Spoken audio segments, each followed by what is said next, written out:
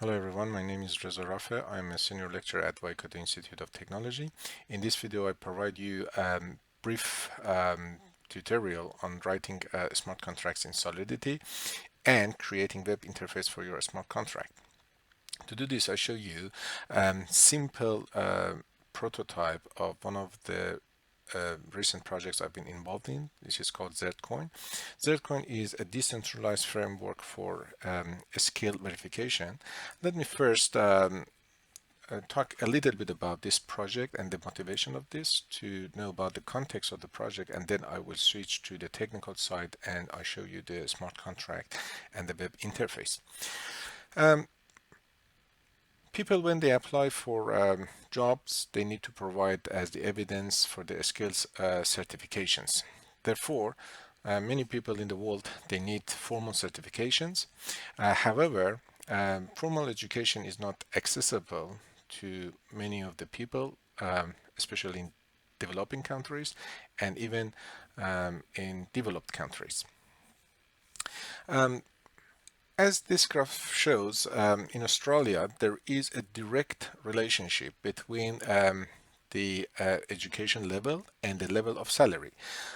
The higher level the education, the higher level of salary, as per this graph.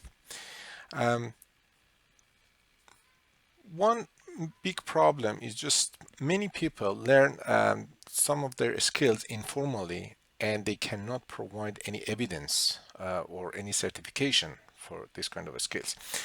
Therefore, Zertcoin is meant to provide a decentralized framework to let people apply for certification of their skills. So this project is aimed at making certification of their skills available to all people in developing countries, in developed countries, all over the world. The other problem which is addressed in this project is, as I already explained, people have motivation to show evidence of their skills to apply for the jobs and higher salaries.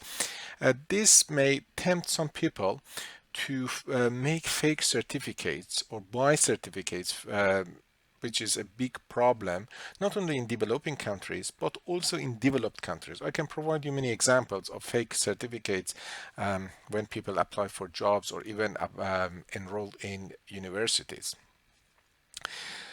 Zcoin project, as I already explained, is a decentralized framework for skill verification. It allows people, the expert people, to form communities. So a group of experts form a community, and when they form the community, they need to specify the rules and protocols for skill assessment for that particular community. They need to show which kind of evidence or requirements the individuals should submit for when applying for a skill certification. Then individuals who want to certify their skills, they need to find a suitable community and submit the evidence required by that community to claim their skills. Then the expert people in that community, after receiving the evidence of the individuals, they assess the evidence, and if the evidence is satisfactory, the certificate is granted to the person. One of the key characteristics of the system is using blockchain as the public ledger, which is immutable, and that guarantees the immutability of the assessments, evidence, and the certificates. This solves the problem with fake certificates. The other key features of the system is using a smart contract, which automates the whole process of skill certification. Therefore, there is no need to any central authority to grant certification or check assessment or whatever. One major difference between this system and previous project is its ability of self-auditing and detecting fraudulent behaviors. There could be several journalists in the system whose job is reporting any fraudulent behavior in the system, such as plagiarism in assessment, submission, or fake community, and so on. So journalists provide allegation report and disseminate it to the network. These reports will be investigated by auditors who in turn send their investigation report to the network. The final decision will be made by network participants through voting. Therefore, the chance of cheating in the system is minimized.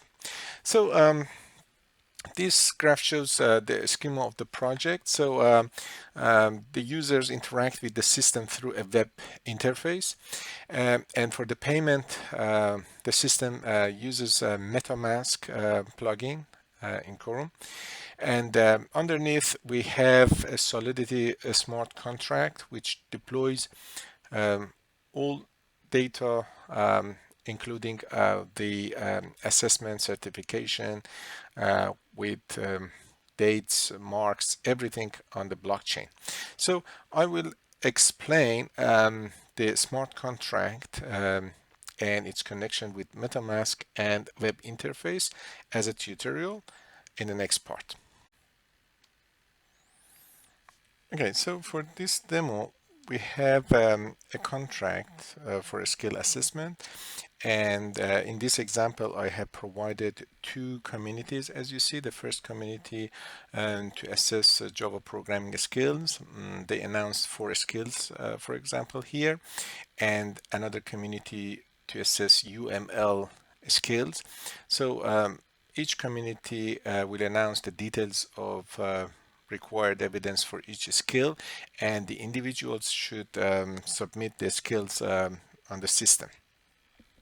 So the system uses MetaMask for accessing Ethereum enabled distributed applications or dApps in the browser.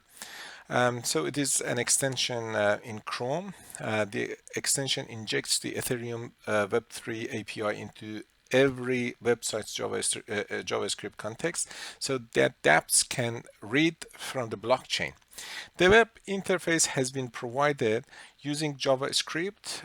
I used Visual Studio Code and wrote 3 HTML files. As you see here, index.html is the first file running on the HTTP server. Student HTML is the interface for students. And assessor HTML is the interface for assessor. We need to run the HTTP server in the terminal. Then we can browse the index HTML. Okay. Okay, so here you can see these HTML files. I don't want to go through the details of this. So here you can see how can we run the HTTP server, the port, and the URL. Okay, then we open a browser and type localhost. Port is 8080, and you can see the information of 2 communities here. 2 buttons, one for student and the other for assessor. Then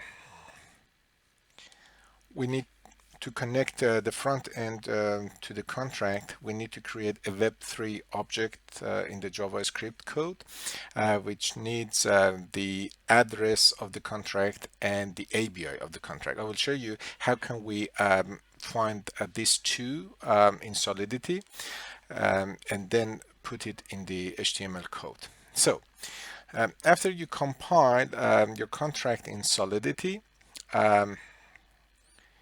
you can find the ABI of the contract here. If you click on ABI, the ABI will be copied into clipboard. Then you can go back to the HTML code, put this into a variable. Later, this variable will be used when creating the Web3 object. Yeah, this is the variable. So I replace the previous ABI with the new ABI. When you add one function into your smart contract or change one of the existing functions, and the ABI would be changed, so you need to refresh the ABI. Otherwise, if the smart contract is not changed, the interface, you don't need to change the ABI here.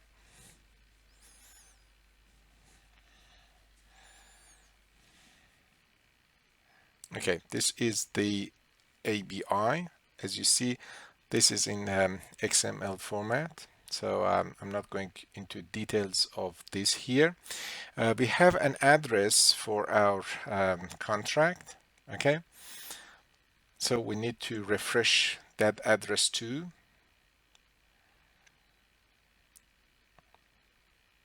I have to refresh both ABI and the address in the two HTML codes for assessor and the student. So a student, I mean the individual who applies for a skill verifications or certification. So the student should connect to one of these communities, send the evidence, and apply for certification. Okay, so when we deploy the smart contract, the environment should be injected Web3 and then we deploy. I already installed MetaMask as the extension in my Chrome. This is used for verifying the transactions and the payments. So after the deployment is verified, so injected Web3 is the environment. You need to be careful when using this. So after the transaction is confirmed, we can get the address and then copy it here, and for the assessor HTML. Okay. Okay, now the front end connected to the contract. When we load the page for a student and assessor, the name of communities are fetched from the blockchain. So when I click on this pop-up menu on community, you see the name of the two communities. Then we should provide the public key for the student and the name and last name, and which community this student wants to register. So for example, UML. Again, this transaction must be verified by MetaMask. So we should wait for that. As you see, there is a gas fee for each transaction in terms of Ethereum. So we should wait until the transaction gets completed. Okay. And then this student can apply for any skills. So if I refresh the page, the information will be gone, but through the public key I will be able to retrieve the information of the student. It means that this information already stored on the blockchain. Okay, now I will go for assessor. The same thing for assessor. Again, communities will be fetched from the blockchain. Each assessor, similarly to the student, will have a public key. And then by providing this public key, we will know the assessor. So the one assessor is registered with the UML community now. Again, this transaction is confirmed. So Kim Brown is considered as a member of UML community, so he will be able to assess submissions to this community. Okay, so after the transaction is confirmed, we can check that this assessor exists in the system by providing his public key and clicking on already registered. We see that his name fetched from the blockchain. Now for a student, I want to apply for a skill. So simply I just I apply for the first skill of UML community. So we can select a file, for example, and submit it through the system. for an assessor to assess the skill. So you see that after the submission, it will come to this table for the student to know that the student has applied for a use case diagram skill for UML community on this particular date, and this is the status of the submission. Result is pending. Then when we switch to the assessor, we see that the assessor will receive that submission in his box and will be able to click on the file and check what is the file. This is a very simple file, and then after assessing the submission, the result would be either pass or fail, and then the assessor record this by submitting the marks. Again, this is another transaction, must be confirmed with the system.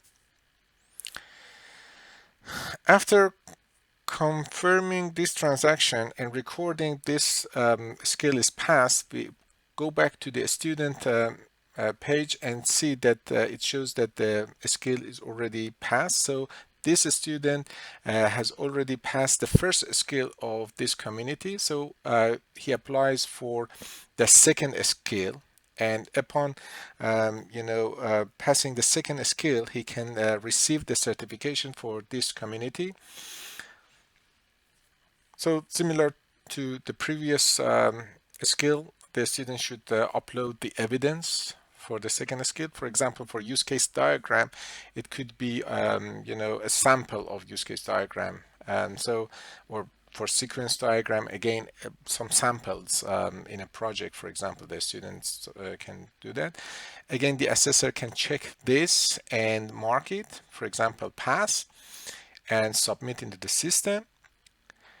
And this time, when we go back to the student page, the student will see that both skills have been assessed successfully. Therefore, he will be able to see, both of them have been passed. The student will be able to see that he has one certificate now for UML community. Okay. All right, that's it. I didn't go into depths of the project and the smart contract yet. I just provided a brief demo. How can you connect your web interface to the Solidity smart contract? And I hope you enjoyed this demo. I would provide some extra videos on this to explain the other parts of the project. Thank you.